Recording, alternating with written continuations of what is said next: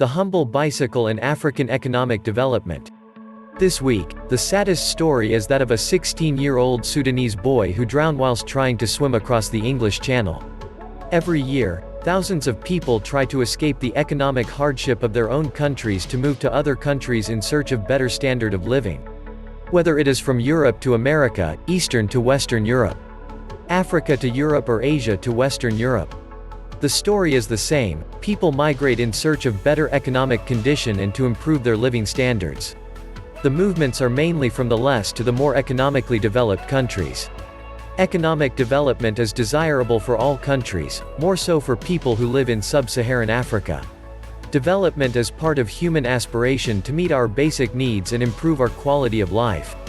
Economists have studied development for centuries and believe there are different criteria and stages for economic development to take place in any country. As humans, we have come a long way from what our ancestors believed to be possible. Some countries in Europe and part of Asia have made great strides in terms of economic development. As a result of their breakthrough, they have improved the standard of living of their people over many decades and now the envy of others. People migrate to countries in their search for better opportunities. These opportunities allow people to move from the basic level of existence to the middle class, where more people aspire to be because life is more comfortable. For the very lucky few who make it to the upper class, life of opulence awaits them, but only a handful make it to the upper echelon of the society. For the majority of people, the middle class is where they aspire to be because they can not only afford more than the basic necessities of life, they can balance their existence with other things that are also important to them. Just as there are economic classes for people, there are stages of development for countries. African countries are some of the least developed countries in the world, but even in these countries, there exist a growing number of people in the middle class.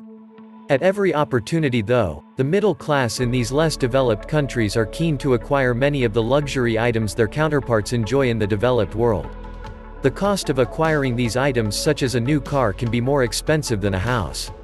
Many though will consider a car a necessity just as much as a house. African countries are now developing new technologies to rival those of the developed countries, but their emerging automobile technological capabilities cannot match the new technology in some of the latest cars being developed by the well-established car production companies such as the self-drive technology. As African countries start to build petrol cars, Western car manufacturers have started to produce hybrid and fully electric cars, which in time will reduce the need for petrol cars.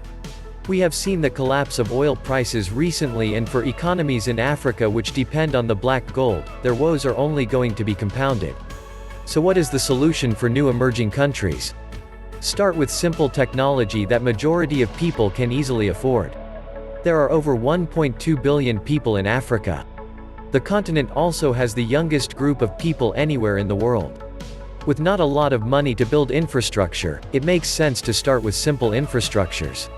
This is where the humble bicycle comes into place.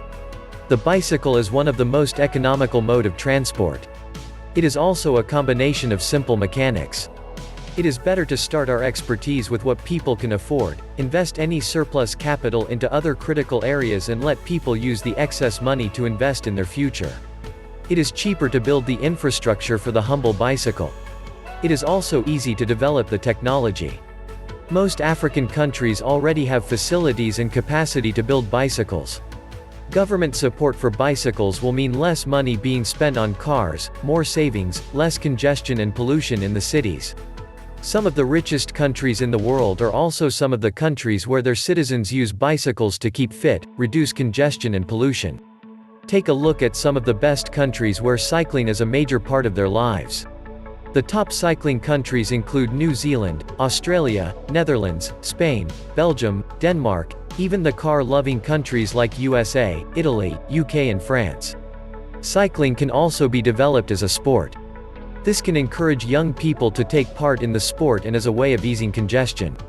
Imagine the amount of money that we can invest in areas such as education, health and more. Cycling can also keep people healthy and reduce the number of people who die in car accidents. Building a specialism in cycling can become the basis of future development. At the moment, electric bike is an area of massive growth, and countries like China leads in this area. Let us not forget, the Chinese also ride bicycles in their millions. For around $100, you have a mode of transportation that is cheap to buy, does not need petrol and does not pollute the environment. There can be variations of the bike to include cargo bikes, some to carry children and even a whole family. The bike is not only popular in the Western world, but also in Asia. It used to be popular in Africa, until it became unfashionable to ride a bicycle. The car has become a status symbol and the cause of many accidents, and in cities such as Lagos, New York and London people spend hours stuck in traffic jams. Imagine the humble bike as the kickstarter for new economic development, but it needs a change of thinking and attitude towards the bike. In the UK alone, over 3 meters bikes are sold every year against 2 million cars. During the 4 months of the lockdown, over 1 million bicycles were sold. You don't have to take my words for it, check out the videos of people in Denmark and Netherlands cycling everywhere. It is worth a shot. What do you think?